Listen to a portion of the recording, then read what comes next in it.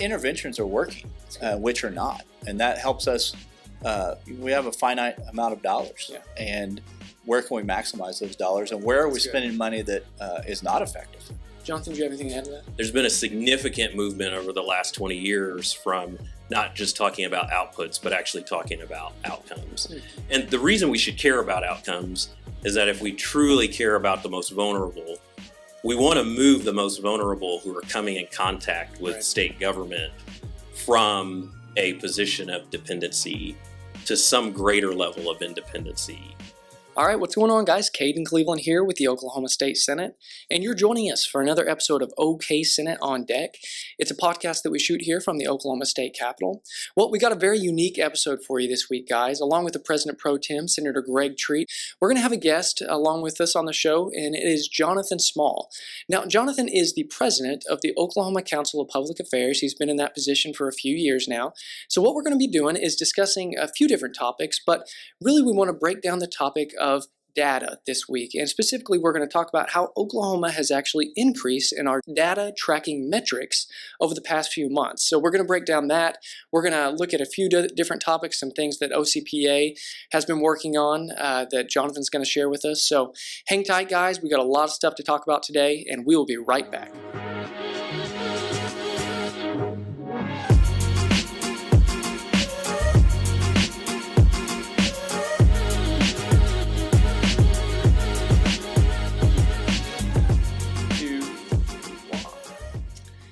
All right, hey guys, welcome back to another episode of OK Senate on Deck. As I mentioned before, along with Senator Greg Treat this week, we're going to be having a special guest, Jonathan Small, the president of the Oklahoma Council of Public Affairs. Jonathan, thank you so much for joining us. Thank you guys for having me. Good to be here. Absolutely.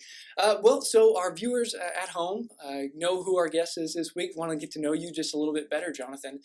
You're the president of the Oklahoma Council of Public Affairs, OCPA for short. Yep. Can you tell us a little bit about what OCPA does, and for the viewer at home that may not know, like what a think tank is, maybe explain that just a little bit for us? Most definitely. So the Oklahoma Council of Public Affairs started in 1993 by a group of Oklahomans from across the state who wanted to try to make sure that there was a voice for free markets, limited government, individual initiative, and personal responsibility in Oklahoma.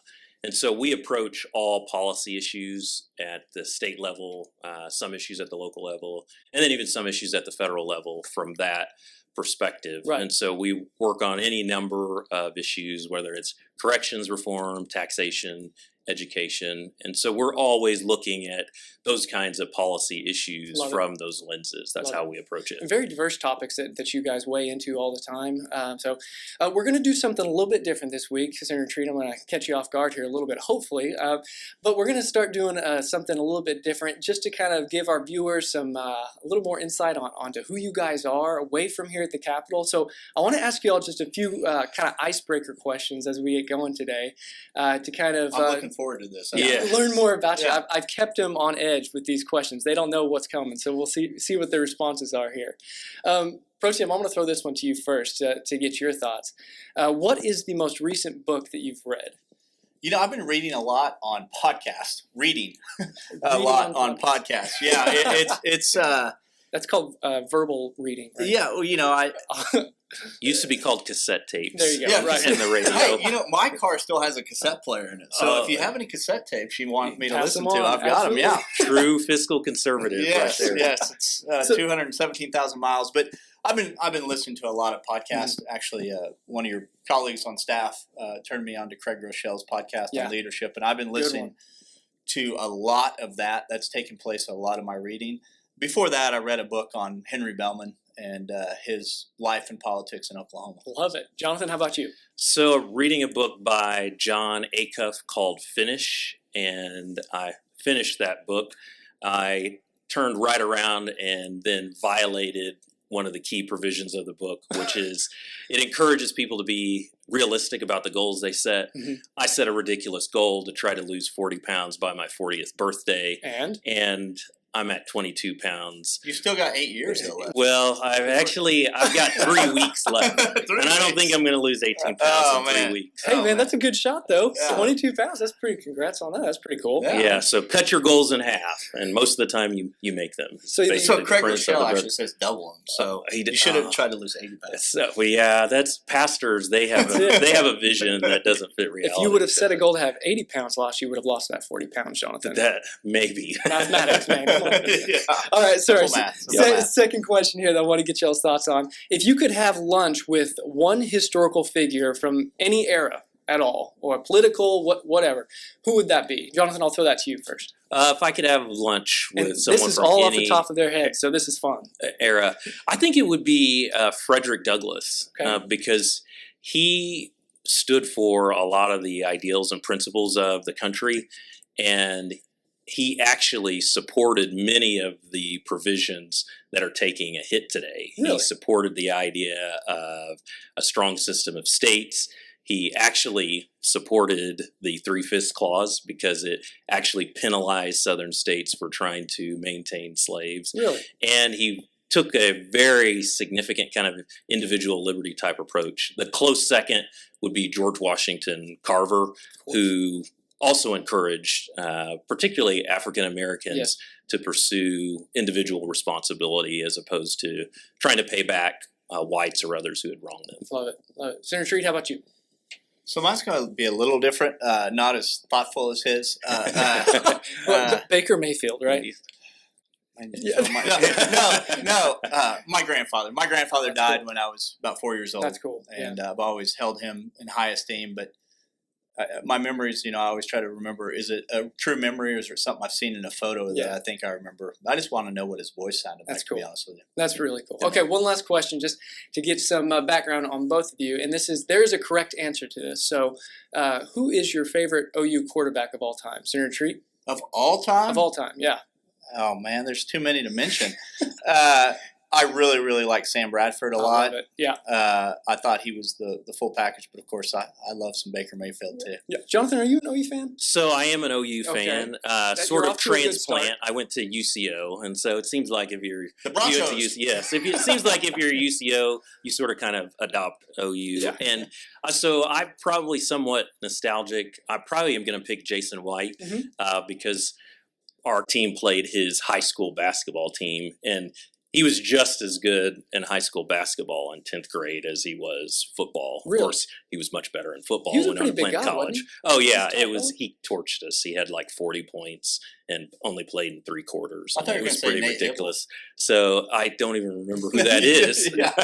Underrated, man. Yeah. Underrated. He along won with Rhett Bomar, right? Yeah, Rhett We can't Bomar. talk about that, though. Justin Fuentes probably would have been a best quarterback had he been under the new system, but I can see that. I mean, he was awesome. Yep. Well, sorry to say, but both of you are wrong. The correct answer is Baker Mayfield. So I said Baker Mayfield as a back. I kind of said 5 names. Oh, Yes. okay, That was one of my 5 names. All right. Well, thank you guys for allowing me to ask a few of those questions. Just allow us to get to know you a little bit better. Now that we got that out of the way, I want to ask you a little bit more political relative to here at the Capitol. Get both your thoughts. Jonathan, get your thoughts as our guest this week. But one of the main topics that we've been talking about a lot here at the Capitol lately, specifically here in the Senate, is data tracking. Right. Specifically the importance of it. Well, first off, before we even go there, Senator Treat, can you kind of give us some background on what is data tracking and maybe why it's so important for state government? Yeah, we collect a ton of data as a state. We utilize very little data. So it's not a problem of collecting more data. There are some cases where we are not collecting appropriate data. Corrections comes to mind because there's still an antiquated system. IT is way behind in the Department of Corrections. And so you're not collecting the right data to make the right decisions. Is this person qualified for parole? Other things along the way. But by and large, most of our state agencies collect a ton of data, sometimes too much data. But in order to maximize the use of taxpayer dollars, we've got to start using that data to make more data-informed decisions. The vast majority of the private sector has gone there a long time ago. And being able to target where you need to put your resources, maximizing your resources. And we're looking at that very intently this session, this interim, Yeah. to figure out how can the state better utilize the data. For instance, let me give you a for instance. Okay. In education, we have the ability and we have the data to be able to track a student's progress from kindergarten or pre-K in some instances all the way through 12th grade and redact the personal information. So we can see, is the teacher in the classroom for that year maximizing the potential of that kid? Like if you think that this kid from kindergarten through third grade, they've made about almost a half a year progress. Right. That teacher in fourth grade may not be able to make a full year progress, but they can make 3/4 of a year progress. And that is above what everyone else has been able to do with this child. And you'll be able to say, hey, this person didn't hit the mark of fourth grade, but they went a lot further than we expected them to go. Okay. And if we can individualize that, is that individual, we have the ability to do that. We have the data to do that. We have not done that yet. Wow. And there's fear. You know, a lot of times when you talk about merit-based pay or anything like that, anything innovative, there's a natural fear among teachers a lot of times, or any state employee that you talk about that, Right. that, oh, I got the ones that weren't going to perform. So it's unfair to me because I got a classroom of kids who came into the classroom way Right. behind, and all I'm being judged on is this end of instruction or end of year test, and that's not fair. And I agree with that. So let's have a measurement up front to see where that kid should be, and then judge the effectiveness not only of the teacher, but is the methods we're using, or the textbooks we're using, technology we're using, Right. is it actually making a difference? So it sounds to me like what you're saying is a lot to do with efficiencies and being able to really just be able to, you say that data is available, but just being able to key in on that data. Is that correct? Yeah, and education is one that I came to mind, but you can use it in transportation. Exactly. You can use it in social services, so Department of Human Services, when you're tracking kids that go through maybe the foster care system. You can use it in mental health. Yeah. What interventions are working, which are not, and that helps us.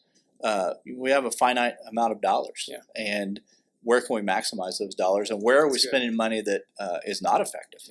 Jonathan, do you have anything to add to that? You know, I think one thing that is important is I should mention my background. So I worked for the state for about 8 years, starting right out of UCO with an accounting degree. I worked in the Brad Henry, Scott Meacham administration as a budget analyst, then worked for the House of Representatives in some analyst roles. And a constant thing that I noticed during that time in the legislature early on is that there was much more significance, particularly by state agencies, on outputs. So inputs and outputs.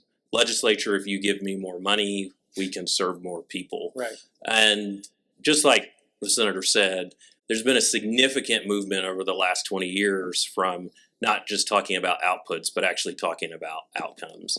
And the reason we should care about outcomes is that if we truly care about the most vulnerable, we want to move the most vulnerable who are coming in contact with Right. state government from a position of dependency to some greater level of independency. And for some people that are in some of our programs, they're as far as they're going to go. Yeah. But for a lot of people, there's actually some best practices that can be implemented.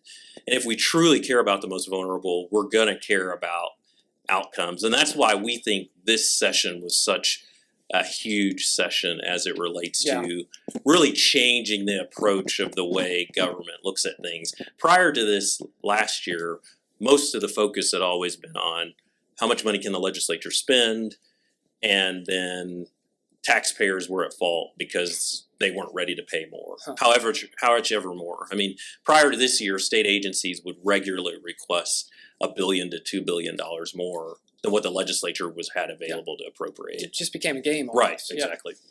But data can really move us forward, and we underutilize it. We've got to use it. You know, LOFT is a subject that I've talked about a lot here on this podcast. And LOFT, first step was creating it. Second step is hiring a competent director, making sure the committee understands its role and allowing that independent group to work and find real savings, but also efficiencies, program evaluation. The third step is to start putting in legislation metrics where we can judge whether or not we were effective or not. A lot of times when you pass legislation at the Capitol, pat yourselves on the back, you may have a photo opportunity together, we post something on Twitter and on Facebook, you don't think about it again until there's an issue. What I would love to see is for us to get in the mindset of every bill that we pass out here has an objective and has measurables in it to say, are we actually hitting those goals? Because what you'll see a lot of times, if you want to eliminate a program or adjust a program in the state government, but also in the private sector, well, we've always done it that way. Well, what worked in the 1980s, what worked in the 1990s, what worked from 2000 to 2010 may not work right now. And we need to be able to have effective measurements to be able to make sure that we're still on track and that we're still aiming at the right target. That's good. So you mentioned LOFT there, and you talked a little bit about the purpose of LOFT. Just to kind of backtrack to maybe a listener that may not know what LOFT stand for or what exactly that is, can you kind of give us some background? We talk to an educated constituency on this always, podcast. But in case they share these podcasts, or in case somebody new. Oh, okay. Thank you for that. Yes. Legislative Office of Fiscal Transparency. So prior to this year, Oklahoma did not have a bicameral, so between the House and the Senate, a group to look at things independently. And we would go into budget negotiations with the House and the governor, and all three of us would be working on a separate sheet of music. We'd have different data points. So we'd spend the first month, 3 weeks to a month, just trying to reconcile the differences in our numbers. It's good to have various sources of information. Always, yes. And so I don't want to consolidate everything to one spreadsheet or one database. But I do want the legislature to have tools at its disposal to be able to make informed decisions. Great. And the health department scandal, for lack of a better word, points to the need for it. Yes. Second special session a year and a half ago or a year ago, whenever that was, we were told, if you don't give us $30 million, we will not make payroll this month. We didn't have money, if you remember, at that time. So we stole from the next fiscal year. Terrible practice, but we had to do it to make payroll. And then turns out that next June we found out they really had the money. They were just trying to hide it from the legislature. And we've got to have more effective tools to make sure that we as the legislature, one of our most important jobs is writing that budget. We've got to have real information. That's good. So give us the purpose of LOFT. Jonathan, I want to get your thoughts because you kind of give us some perspective that we haven't really talked to anybody about before. Like, you're outside the Capitol. I mean, you work here a lot, but you're not an elected official. What are your thoughts on LOFT and the purpose behind it? And do you see it as being a increase or an improvement in data tracking? Right. Yeah. I think that this year really could be characterized as a year of accountability at the legislature, if you will. I mean, there were significant measures that were passed. LOFT. Also giving the governor greater ability to select managers and hold them accountable, and then just even saving a third of the available spending dollars that were available, increase in spending. That was unheard of in this building. It wasn't a typical session, was it? Right, and so those things should all be applauded. What LOFT does, we feel like, if you understand the way politics and government works, I think it does work best for Oklahomans that we have a part-time legislature, and there's definitely data that seems to indicate that government is more limited when lawmakers are on a more part-time basis. Well, one of the trade-offs on lawmakers being on a part-time basis is they have less time and less access to information to verify what they're being told by agencies. And so LOFT really helps bridge that gap to provide an independent viewpoint on what our agency's doing versus what they say they need. And are there areas where states should increase spending? There's been a lot of conversation from educators. Well, maybe Oklahoma needs to adopt an 8-year plan related to education, just like it did to transportation. Well, in order for that to happen, one of the reasons that the legislature was able to do that with the Department of Transportation is there was a clear deliverable. We're going to give you X amount of dollars, and that's going to result in a certain number of thousands of bridges repaired and roads repaired. And so that's, to us, what is the great opportunity about LOFT, is it really gives a full-time function dedicated to the actual operation and efficiency of government. Legislative staff on both sides work very hard, but there's too much work to do that and then get involved in being almost kind of like a performance review agency is what LOFT really kind of acts like. That's good. I mean, it's nice hearing you say that, because you almost have you talk about the potential of it, Right. Even talking about like the transportation, what they did with the 8-year plan. You need data. Right. You need sound data to be able to do those things.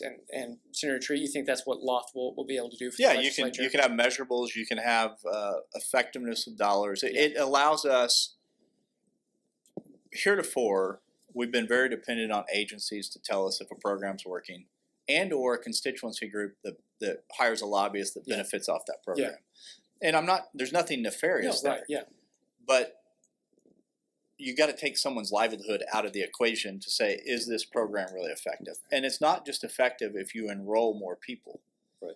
It's got to be, are we hitting the goal that we set? And a lot of legislation, again, heretofore, we haven't had the goal enunciated in the legislation. My dream, my hope for the future with LOFT being fully implemented is to start putting those goals and those measurables in the legislation from day one. I think you hit on something really big there, and it's the gauge of success, and not the number of I guess individuals or people taking advantage of something, but the efficiency of something being implemented and the impact that it's having on individuals. So those are things that LOFT will be able to track. Is that correct? Oh yeah, Awesome. absolutely. Love it. Okay, well, I wanted to get also, Jonathan, specifically your thoughts on a project on the OCPA website. One of the main tabs on there is your Save Our States project. Yes. And I wanted to get your thoughts on, or hear from you, what exactly that is. It's something that you all promote quite a bit. Right. And what is it, and why is it such a significant project for you guys? Yeah, no, definitely. So for states like Oklahoma, Middle America, one of the beauties of the way the United States of America was founded is that it allows each state a voice in who becomes president, which is important for us. We're not a mobocracy. We don't rule by straight up majority rules. In fact, we've seen that most pure democracies end up failing because eventually enough people can get tricked to take each other out and it doesn't work. Mob rule. It's mob rule. So the founders were very brilliant. They created a system called the Electoral College, not to be confused with college football. And the Electoral College has been the center of a lot of conversation between Senator Tree. So thank you for clarifying. Exactly. And so the Electoral College, what it essentially says is we're going to allot votes to each state based on their representation. So higher populated states still have a higher representation, but it helps to more marry the viewpoint of each state. Long story short, really based out of cities like San Francisco, Los Angeles, Chicago, Philadelphia, and New York City, who think Oklahomans and Middle America should just shut up and make their food. They're running a provision to eliminate the Electoral College and force states to declare their electors to whoever won the national popular vote. And there's some political reasons why they're doing that, but why we should be concerned about it here in Oklahoma, or if you're not in one of those 5 cities, is that the Electoral College actually helps preserve diversity. We want California to be able to be California. They want to continue to adopt policies that are causing people to leave there and move to Oklahoma. OCPA has members who have moved out of California because their regulations are too onerous. But we want California to be able to do that. We want Illinois to be able to rack up its pension debt. Hopefully they'll deal with it. But they shouldn't be rewarded with that by then essentially removing the lines of the states and being able to be entirely able to control who's president by population. The other real quick thing about that is right now, the way our Electoral College works, it protects us from fraud. So most people don't realize it, but Oklahoma is looked to for its success in election time ballots, where you'll see a lot of states. Long ago, Oklahoma went to a Scantron system, which cut out all the problems with, hanging chads and, punch holes not working. You get rid of the Electoral College and you immediately create an incentive for some of the more fraudulent cities to basically print ballots. Because right now there's no reward for them to doing that. And you've already seen the news stories where you've got precincts that have more than 100% voter participation reporting.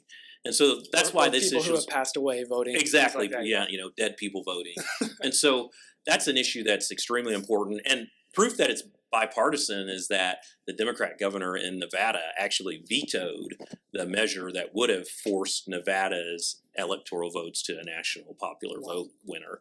And because he recognized this is fundamental to the system that we've created. We are a state-based system. We're not France or some other country that has a centralized federal government that runs everything. That's good. Senator Treat, do you have anything to add on that? I think he encapsulated it well. That's good. I think that people need to educate themselves on why the Electoral College was first founded. Yes. I mean, when he talked about the three-fifths compromise earlier, I was excited to hear him give that perspective, because so many people, when I go around to college campuses, when I go to high schools, they're misinformed on that. They don't realize the abolitionists were pushing to have that because they didn't want the states to have more representation in Congress. A lot of people don't understand the Electoral College. You know, one man, one vote. It's wrong that somebody gets elected when they don't have the majority of the national vote. It completely erodes the very fabric of our founding, of states founding the national government, not the other way around. And if you read the Federalist Papers at all, that would be a dire warning. If we go the opposite direction, Articles of Confederation obviously were too weak. They did say, hey, there's some reasons to put some power in the federal government, but the states maintain their authority. Article 10 couldn't be clearer on that. Article 9, reserving the powers to the individual, couldn't be more clear on that. We've got to make sure we preserve that. If we don't, states like Oklahoma will be completely irrelevant. You know, they did away with state legislatures picking U.S. senators a while back, and that was part of the founding too, to have states' rights represented in D.C. That's been eroded. That's not going away. But we cannot allow national popular vote to go forward and erode the very fabric of how this country was founded. And you said it right there, and this is such a significant issue. When you really think, a lot of people overlook this, don't really know what the conversation is. This is a very significant issue, especially for Oklahoma, because without the Electoral College, like you said, you both said, we lose our voice as far as national votes and things like that go. So, but I'm glad we brought that up, that to get your thoughts on that, to really reinforce the importance of that. So it relates to just the basic fundamentals of what this country is about. We're built from the states up, not the other way around. It's very good. So if somebody else who's listening here wants to find out more information about that, Jonathan, where do they go exactly? Encourage them to go to our website, www.ocpathink.org, and it's one of our most significant projects that we have going on right now. And then they can also catch up on news at our Center for Independent Journalism, which is doing a great job covering stories that the liberal media doesn't like to cover some of the times. That's good. Well, about out of time here, but as customary each week, Senator Treat, do you have anything else you wanted to add before we sign off? You know, the more I've been thinking about it, I need to add a sixth quarterback to the mix. And I want to see if J.C. Watts is watching. J.C. Watts is my favorite OU quarterback ever. Hey, we need to have J.C. on the show here. We do need to have J.C. I like it. I ran into him in D.C. when we were there last time, and he's just an awesome guy, still working hard. Love it. To preserve our republic and doing a lot of good work. Great advocate for corrections reform, been active in Oklahoma on that issue. Love that. Jonathan, thank you so much again for joining us this week. Thank you guys both for having me. It has been a pleasure having you on. Senator Treat, thank you again for explaining all these important issues. These are all very significant issues for Oklahoma, both on a state government level. We talk about data tracking, but then also the national conversation of the Electoral College, Jonathan, that you talked about was just a significant issue for Oklahoma. I'm glad we were able to expand on that. So I'm glad to be here. Thank you. Senator Treat, anything else? Nope. Appreciate it very much. If anyone wants to share a different opinion, email us. We'll talk about it. We'll have someone else on that has a different opinion. I happen to share his opinion, but I love to have a dialogue on it and educate everyone who's listening on the different sides of these issues. Yeah, just like Senator Treat said there, you can always email us here at the podcast if you have questions, or if you want us follow-up information or anything like that of anything we discussed today. Feel free to email us at ondeck@oksenate.gov. That goes directly to us here at the podcast, and we'll be sure to answer any questions that you have. So beyond that, I guess we will see you next week with another episode of OK Senate on Deck. Thanks, guys. Bye.